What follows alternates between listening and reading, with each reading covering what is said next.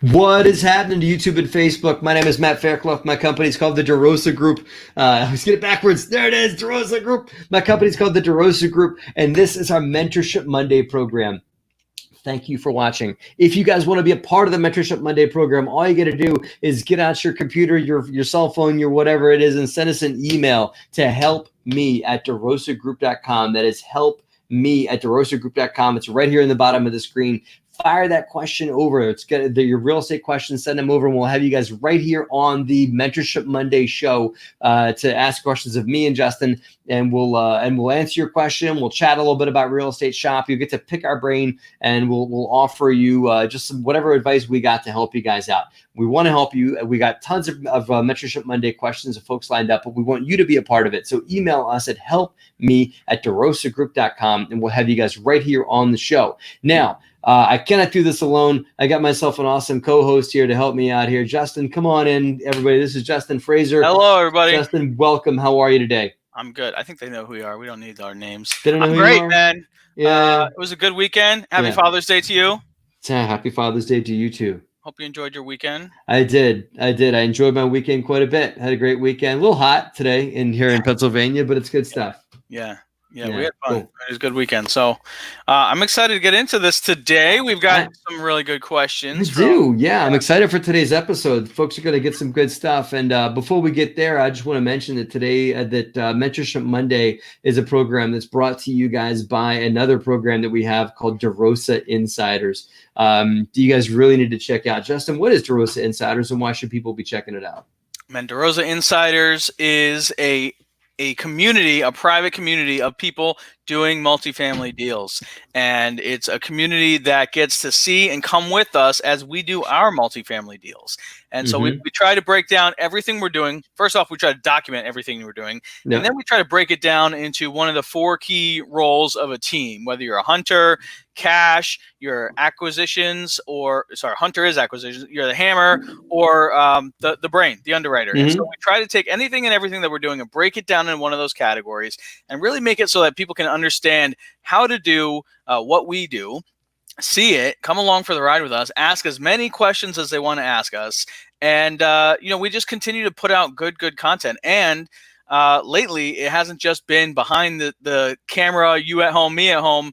We've gotten out into the field. We're starting to open back up. And last week, we had some really, really awesome content. For anyone that watched last week, we did Mentorship Monday on the road as we were driving to that was fun. An apartment complex down in North Carolina. And we answered questions live on the road. And then the next day, we did 2 or 3 live streams for insiders all about how we were evaluating comps, how we were looking through comparable properties, how we were understanding the subject property that we were looking at.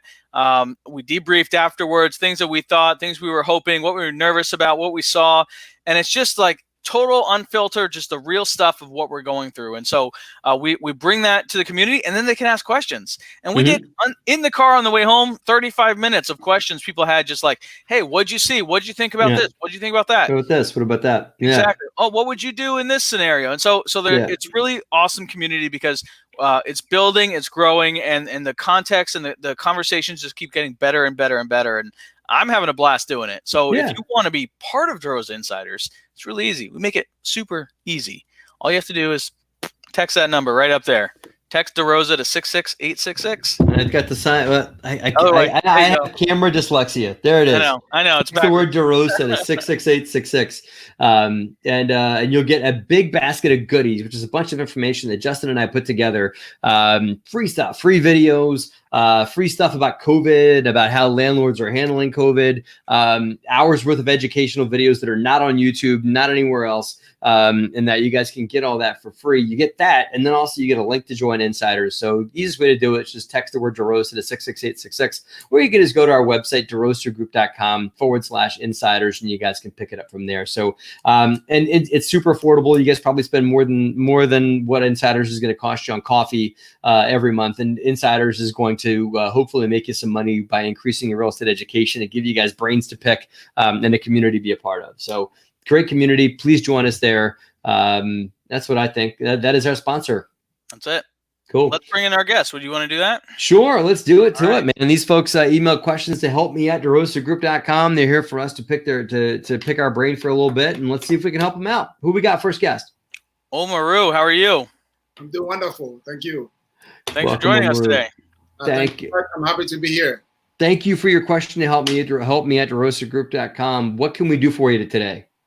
Well, I started real estate about 2 years ago, and I started reading books and I acquired my own first small multifamily, which I closed on last November. And Congratulations! Thank you. And I'm doing a house icon.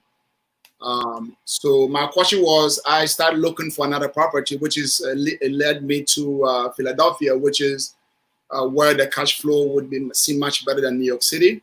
Yeah. So some people was telling me that I'm moving too fast. Why not just wait? You just close this one, take your time. And I just wanted to know, ask you the question if it's something that, am I moving too fast, or should I just chill a little bit and just see what happened, Well, I don't think that you're moving too fast, because there's learns and bumps, and as long as you don't expect it to all be smooth sailing, I think that it's as long as you're expecting a few different curveballs. Which, number one, I know you live in Brooklyn, just north of Manhattan, right? No, you live in the Bronx. Bronx, yeah. The Bronx, okay, just north of Manhattan. Now, if you invest in Philadelphia, you're adding more to your plate, right? You're now investing remote instead of investing where your tenant lives upstairs, and like you do in a house hack where you live in a duplex, your tenant's right there, real easy to collect rent. They they can't sneak around you too much because you live right downstairs, right? And for collecting rents. Now, if you invest in Philadelphia, you got a whole different ball of wax, because it's like a hour and a half, 2 hour ride to get down to Philadelphia. You can't do that every time you need to talk to your tenant. You've got to have really solid property management. You got to have really solid construction and rehab protocol in that. So I think that it really has to do with what systems you put in place and how you're going to position yourself financially for the deal. So tell me real quick, how are you going to finance the deal? And tell me what systems you plan to use to run a deal in Philly while you're up in the Bronx. Well, right now I already have a team in place. I have a property management that I'm working with, and I also have a real estate agent that I'm working with that's sending deals. There you go. Yeah, I already have my loan officer that I'm working with. I'm just raising money through friends and family for the down payment. Yeah. And I'm looking to see, something that once I get the deal, I could either give them, the investment wise, I give them 80% and probably keep the 20%, and something like that. I'm looking to. That's a lot. Yeah. That's too much. Just starting, because I'm trying to not put my own money in. I'm just using. No, I get that. But how big of a deal are you going to do? How big of a deal are we talking about? Like a duplex or like something a little bigger, or what? Yeah, we're looking like a duplex, like 3 family, up to 4 family I'm looking for. Yeah. Okay. If you go giving away 80% of the deal to a private to like your private investors, you're not even going to make $100 a month. They just given what the market is down there and everything like that. And I'm not trying to bust your bubble. I'm just trying to take care of you. What I have found is the bigger the deal is, the more you have to give away to investors. So Justin and I are buying a hopefully, knock on wood, we're buying a 336 unit in North Carolina. If that, Justin, come on now. I forgot I should say, come on in. Right. Grab yourself back in. No problem. So we're buying a big deal like that. We're doing an 80-20 split on a big apartment building like that, right? My first deal that I did, I bought a single family home. I bought 2 single family homes, my first private money deal. I own the one next, me and a partner owned, we bought 2 properties. We did a 50-50 split, right? Because there's more work you have to put in for organizing the deal, structuring it, and everything like that. So my 2 cents, Omaru, is doing a little more favorable your way, because you're going to have to do a lot to earn that money. So if they put up all the money, just consider 50-50. That's my 2 cents. Justin, what do you got? I would run the numbers with debt as well. So take it as a private loan. There's nothing that says you can't do 100% of the purchase and whatever renovation you're going to put in as a private loan.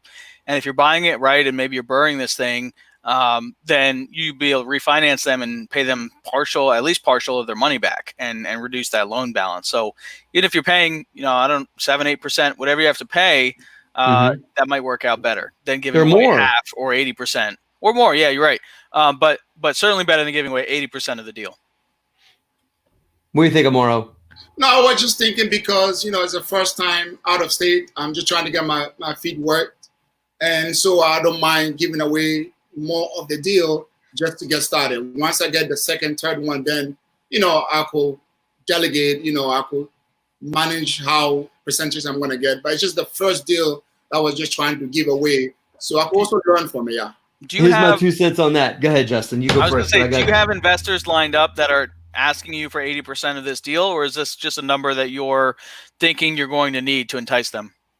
Well, I have friends and family that are willing to, loan me the money. I'm the one that just want to give them more of the deal because, they trust me enough to hand me the money. You want to do right by them. I get that. Exactly, yeah. So that's run the numbers on what kind of return they're going to get at 80%. Okay. Number 2, if you establish the precedent of giving 80% to these folks now, it's very hard to go down. Okay. It's much easier to go up. Like, again, I started at 50-50 and I've had to give away more and more the larger deals that we've done in that. So I would recommend that you start at more for yourself and then slowly give more away as they become repeat investors and everything like that. And also, I'm saying this with love. Okay. Don't discount what you bring to the table. I heard you say something that I wanted to make sure I address here, that you want to give them more because they're trusting you and give them more because you want to take care of them and everything like that. That's good. And that's very altruistic of you and everything like that. But number 1, you got to take care of yourself too, right? And make sure that you get covered in this thing. In that, because I don't want to see you get frustrated and not make enough to cover your own overhead too. Right. This is, a good conversation. Just talking about how much equity to give investors is a really good conversation. And I think that it's valid. And I just don't want to see you give away more than you have to. A lot of this is in my book, In Raising Private Capital. I hope you pick up a copy of it because that book gets into a lot of the details and nuts and bolts. And as Justin said, also consider just having them loan you the money at a high interest rate, even higher than 7 or 8, maybe 10. Sure. Whatever it takes to get the deal flat done. Interest. Yeah. I will say I love that you are thinking in the long term and you're thinking, okay, I want to get a deal done in this new market using private money, and then there will be more that'll be more lucrative. Right. I think that's a great approach. But to Matt's point, you also don't want to short sight yourself. If you're only taking 20%, that may not cover you traveling down to the property once a month, depending on how well you're cash flowing. So you got to make sure that you're incentivized as well to run that project. Otherwise, that's putting their money at risk too. Mm-hmm. Good stuff. Amaro, thank you. I hope that was a value. Either way, I think that you've got your money lined up. It sounds like you've got your team lined up. I think that you should think a little bit more about systems and process and like deep stuff you might not have thought about, like how you're going to run the books. And accounting and making sure that the dollars and cents add up and stuff like that. That tends to show up as you start owning more and more rentals. Financial systems are going to start to become more and more important. So that's my other tip for you. But I think you're on the right track. And I hope this is helpful. Thank you for joining us at helpme@DeRosaGroup.com for Mentorship Monday, man. Thank you so much, guys, for having me. I'm so, I'm so grateful that, you guys invited me to this show. Yeah, cool. Thanks for coming. Thank you. And Omaro, you were one of the thank yous that we give people for spending their time with us with their questions. Gets a month worth of free membership to DeRosa Insiders. So thank you for your question, and we're happy to see you. We'll hope to see you on Insiders to engage our community and be an active builder there too. So Omaro, we look forward to seeing you on the Insiders platform. All right. Cool. All right. Next up, Mr. Ryan Daigle. Hey, Ryan. What's up, Ryan? Hey, doing well. Doing good, man. What can we do for you today? All right. So a little context. I have a 16 unit with my co-GPs in Fayetteville, an area that you're familiar with. I also have a 12 unit in Mebane, which is a town that's about 30 minutes from Greensboro, 30 minutes from Raleigh-Durham. So I've been transacting in kind of these smaller multifamily sizes. My next step is to kind of move in the 20 to 30 unit range and get something a little bigger under my belt. The issue I'm having is that my current approach to get that next deal in hand, it has been to work through brokers. So lots of broker relationships, obviously some a little more active than others.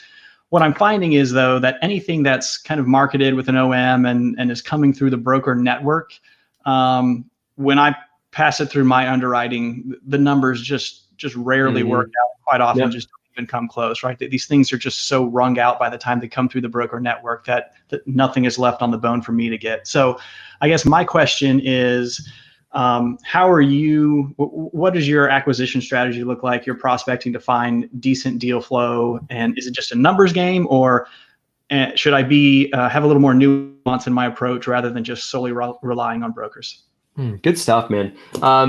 So we've done the deals that I've done in that size. Like Justin owns a 40 unit that I partner with him on. I own a 49 unit. I got a 10 unit in that, and I bought and sold an 18 unit, and everything in that price range, in that size range, was brought to us by brokers. And so I think that brokers are likely the necessary evil in that space. It just is what it is. I think that the good news I have for you is I think that there's going to be a correction in that size real estate, because almost all of that size real estate is mom and pop owned. And COVID is likely kicking their butt, and everything like that. So I think that you're in the right frame for growth. But I would say that, just a couple questions. You said that the deals don't really make financial sense. Are you sure that you're getting first look at these deals when they come out? I would say, given that I'm not somebody who's done millions of dollars worth of transactions, I'm most certainly not getting a first look at these deals. Okay. Are they setting? Do you think that they're just kind of shopping it around, and then you're just kind of on the shopping list down the list, or because if you're getting the scraps or the stuff that's already been picked over, then that's a concern. And then your task is to get the brokers to take it seriously. Are you making offers on the stuff that they do send you? Only when it's close enough that it's not an insulting offer. So I check first, but then yes. Yeah, I would. Have you called them and say, "Hey, listen, I see you're at 1.5. Best I can do is 900,000. What do you think?" Yes. You'll call them and they'll say, "Don't even write up an LOI." Yep. Okay. All right. I think that it's a matter of looking at your underwriting too. Do you have any idea what your typical income to expense ratio is? Sorry, I'm going micro now, but maybe you're evaluating yourself out of the deal. I think that's likely, right? I like to be a little more on the conservative side, but if you're conservative across the board, especially in some of these high leverage inputs, then you're never gonna find something that works, right? So my expense ratios, low as I'll go, is probably 45, 43 if it's got a proven history and is an asset class or a type of property with a tenant base that I think that can support that. One thing I do that I've started to pull back on already is I used to be really conservative on what that exit cap looked like. And I've kind of changed my thinking a little bit to, instead of thinking about, okay, this is a 5 to 7 year hold, and so I want to be conservative. What I think I can exit at 5 to 7, I'll add 15 bips a year for every year of my hold to get that exit cap. Instead of treating that 5 to 7 year hold as like a single endpoint, I spoke to somebody recently who kind of changed my thinking, which is to think of it as a 5 to 7 year period with which you have to hit your preferred exit cap rate, right? So there's a little bit of a mind shift there, that it's not just purely going super conservative. You can be a little more nuanced in what you think your exit point's going to be. So that's you're being too heavy on cap rate on the size deals you're looking at. I wouldn't put too much focus on cap rate. What I would focus on is, and you're going to raise capital for this, right? Yes. Okay. I would focus on just investor return, so IRR, that kind of thing, because cap rate's going to move all over the place the next couple of years. How do you get your final IRR if you don't know your exit cap? Like, what are you going to base your exit price on, which will obviously be a big part of that return? Yeah, it's a good point. Okay, I'll give you that. That's right. I think that we're also looking at bigger deals. I can address that in that we've been moving to more valuing the cash flow that the property is producing over time. For a while, a lot of deals were like, okay, you might make like 4, 5, 6%, and then have a big boatload of money at the end. The way that we're structuring our deals lately is more emphasis on the cash flow each year, less on that big payday at the end. So we're not stretching, what we think we're going to be able to get as far as a sale price when we're modeling it out. It's more about, use the average cap. You still have to obviously use the cap rate, and you want to be, a little conservative there. I get that, but it's more about how is this deal performing year over year than this big payday in 10 years based on a bunch of assumptions. Does that only work though for your C class and some of the types of properties that have higher cash flow, right? Like the higher you go up in your classes, like B class or A class, you're necessarily going to be reducing your cash flow because it's just a more conservative, less risky type of asset, right? Well, it just depends on the investor base that you have, right? So if your investor base is willing to take a 2% cash on cash return, but you're in a great area, A plus whatever, where there's low risk, great. If they want to be in C class and they're more comfortable with that 8% return, then that works too. It just depends on what type of deal you're bringing to your investor base. What kind of return are you trying to make these investors? They don't have to. They're not the most aggressive, so they have conservative expectations, and as long as the asset is appropriately. The risk reward is appropriate there. So, anything 10 to 12% that I can get as far as IRR, so not cash flow, it's total return. If cash flow is, close to 6% and double for the IRR, but it's not, it's a mostly stabilized B class asset, that's something that's within their target range. Okay. Try this. Try on this model the next time you get a deal. Okay. And this was given to me by a friend of mine that's made a ton of money in multifamily. You put a cap on the investor return, right? So you say, I'm going to pay you. Let's just we'll make the numbers up, but these are real numbers. These are real numbers that we've quoted, but for your deal, I'm making them up. But let's just say you tell them, okay, listen, I'm going to give you an 8% capitalization rate. I'm sorry, an 8% pref. Excuse me, an 8% preferred return on the deal. So that means you put in 100,000, you're going to make 8,000 a year, or the deal is going to owe that to you, or it's going to pay it to you on a monthly basis. Okay. And then when I go sell, when I go do whatever I'm going to do, you are capped at 12% return on your money total on your time in the deal. And so what that does for you is really quoting investors more on cash flow, what they can expect with a little bit of a bonus on the back end.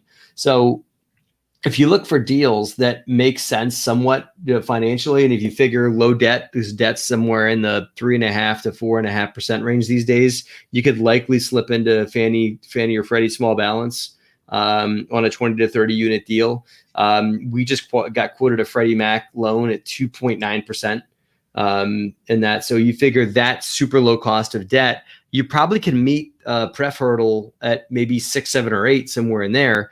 If you tell that investor, I'm going to pay you between 6 and 8%, whatever number you can think the deal can make, and then a little slice for you on top, I'm going to pay you between 6 and 8%. And it's going to be, secure. It's going to be regular. It's going to be a check once a month in the mail. And as long as the deal makes enough money to pay that pref, I'm going to pay it to you, and you can set your watch by it. And then when I sell in the future, you're going to get a check too, and it's going to be a chunk of the upsale, and it's going to be capped at 12%. So that's the most you're going to make, but at least you'll be making either 6 on a monthly basis, or you'll make a nice check to get you up to 12. So it's predictable, right? Now the benefit to you is as long as the deal can outperform that 6 pref or 7 pref or 8 pref during your time of ownership, all the extra money goes to you. And then when you sell, as long as you can meet a 12% hurdle on the back end, all the extra money goes to you too. And if you can't meet that, then you just keep on cash flowing it. It sounds like your investors aren't that picky.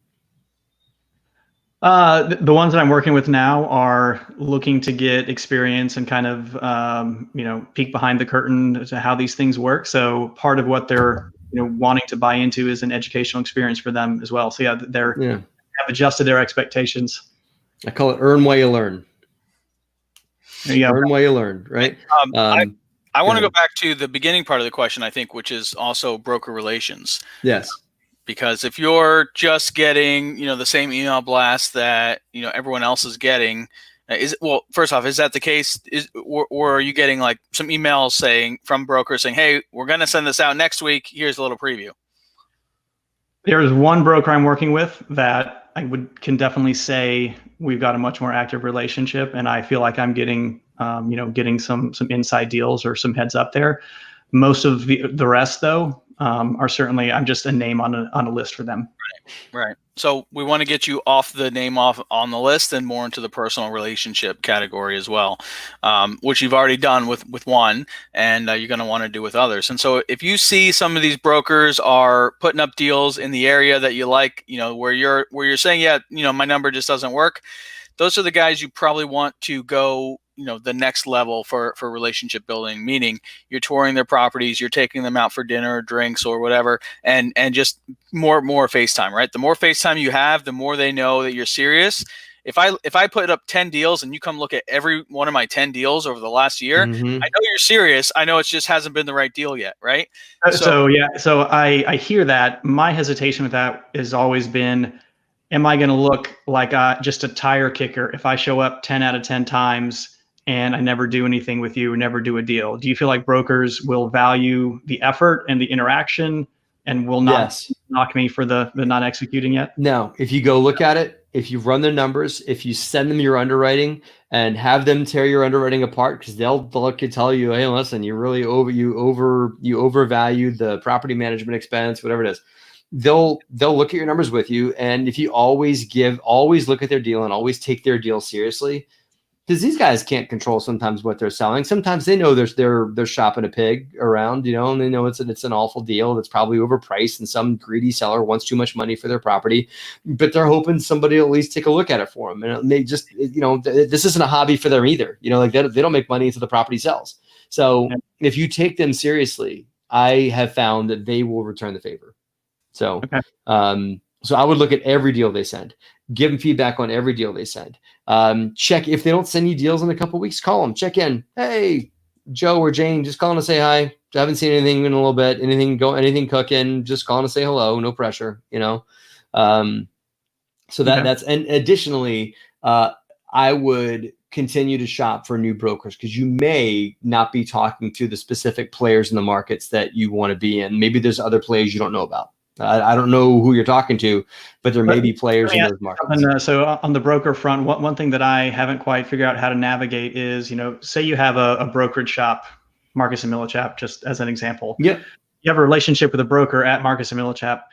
There are kind of silos within these brokerages, right? So just because I have a relationship with one M&M broker does not mean I'm getting inside access to the whole universe of. It's very true in that organization. That's extremely true.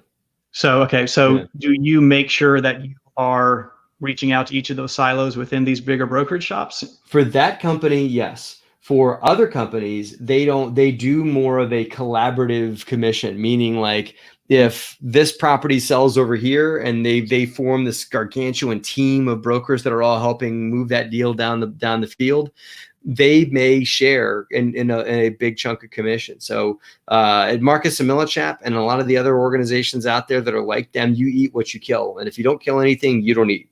At other organizations like Cushman & Wakefield, they all kind of like share in the kills that they all do, right? There's a collaboration that happens in that organization. Now, there are benefits to working with both those guys. Marcus & Millichap guys are hungry, and they will run to find you a deal if you do something. Cushman & Wakefield collaborates, and there's other ones out there too. There's Waterstone and other organizations. It helps to understand how they're structured and how they're. I mean, you got to find this out with kid gloves. You can't just ask them straight up like, "Hey, how are you paid?" And that. But you want to ask, are you guys on the collaboration model? Are you guys on just like more of a, you kind of operate? And a Marcus & Millichap guy really is in business for himself. Like he's like an entrepreneur. They can do whatever they want. With under the real estate brokerage guidelines, but they really kind of carve their own path. So, yeah. Justin, what are your thoughts on that? Yeah, and I think the key is to provide that feedback, and not every deal is going to work for your investors, and that's ultimately like you are the conduit of your investors when you're looking for a deal. And so, if you tell the broker over and over, this doesn't work because of this or that, they'll start to get a sense, and some will, they're probably not going to want to work with you. That's fine. But the ones that recognize the effort that you're putting in, those will be the ones that'll bring you deal after deal. And you're in Raleigh, right? Yep. Yeah. So there's a lot of people up here in New Jersey area that wish they were in Raleigh because they want to be investing down there and they want to be going and meeting those brokers and all that. I did that when I started. I drove to Virginia like all the time, right? I was taking vacation days and everything to go meet with brokers. So the fact that you're already there gives you a leg up on people that are trying to come in from Jersey or somewhere else. So go, just get FaceTime with them and give them real feedback and consider their offering and give them constructive feedback on why it doesn't work. Mm-hmm. Yep. And you'll get it. Matt, you said something up front that surprised me when we were talking about we were talking about the smaller deals, like the 20 to 50 size deals, that when you were doing those types of deals, you got all of them through a broker. That surprised me because I thought the opposite was true, which is the bigger boy deals, 100 plus, that's completely owned by the broker networks. The smaller deals are the ones where you have more success going direct to seller and things like that. So let's talk about that. Let's talk about direct to seller briefly. We've done very little of that because it does a lot of farming, a lot of fishing you have to do, a lot of mailing campaigns. There's only but so many hours in the day, right? Additionally, I've talked to people that have done that. What I just talked about, that they've gone and door knocked, they've gone and found tired owners or found apartment buildings that are dilapidated, that need a lot of injection of capital or whatever, need to get brought up to the next level. Found the owner, cold called him, hey man, you should sell, I want to buy.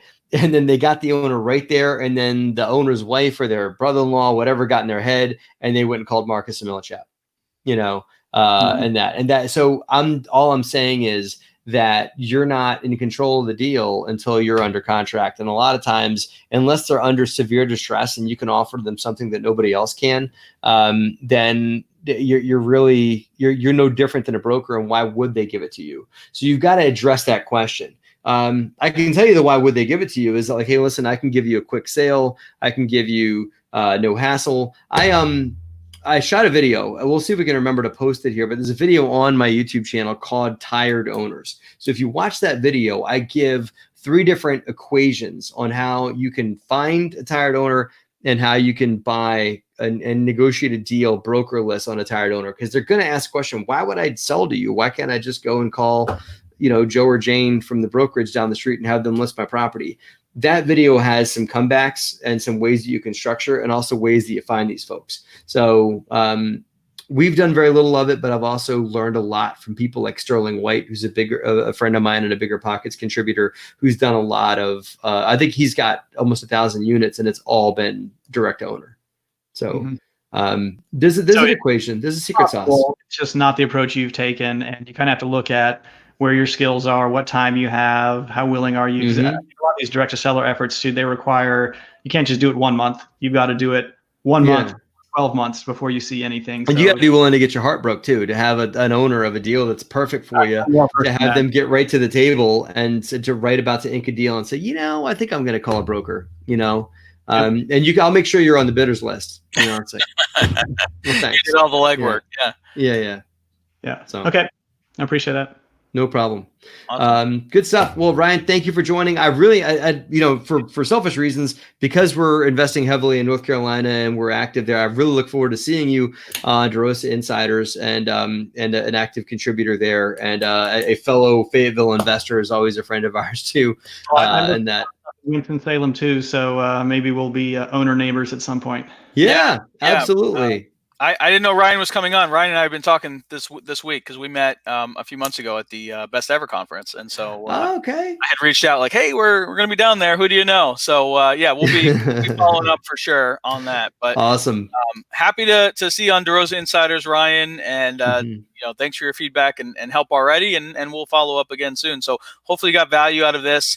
And I will say real quick, there's a lot of comments going on. So guys, thank you for your engagement here. Adrian wants to know, other than Adrian shout out from last week, other than brokers, other key members to have on the team, just real quick, you got to have your financing lined up, Adrian. And so you got to figure out your lenders and you got to figure out where your money's coming from, right? Who's going to partner with you on the deal? And then who's going to manage the property as well. So that could be a whole nother Mentorship Monday video, but real quick, that's off the top of my head. And we've got someone Absolutely. that's 13 that wants to get some advice. I love awesome. it when young individuals reach out to us about like, hey, I'm 13 or I'm 15 and I want to get involved in real estate investing. God bless you, man. I wish I had thought of it. I mean, just the road you got. I mean, again, you know what? My 13-year-old friend, email us at helpme@DeRosaGroup.com. I would love to have you on the show, and I'd dedicate a show to you. If you'll email us at we'll do just you, me, Justin, and you, and we'll talk about like how a 13-year-old can get involved in real estate investing. That'd be an awesome show. Yeah, sure. In that. So good stuff, man. And lots of questions. Guys that are pumping in the questions, feel free to email those to helpme@DeRosaGroup.com. We'd love to have you guys on the show too. All right. Hey, thanks, Ryan. Thank you, Ryan. Thanks for being here. Good luck. Thank you. Another good episode, man. Another good episode, man. Good stuff. And again, lots of great questions. Great interaction with everyone. And I love it. A lot of familiar names, familiar faces on here. So good stuff. Well, hey, Justin, thank you. Always a pleasure to be here with you on Mentorship Monday. Absolutely. Look forward to seeing you out on Insiders and out in the field, man. Yeah. All right. Let's do it. Thanks, guys. Thanks. Hope you have a great and profitable week. Almost forgot it. I know.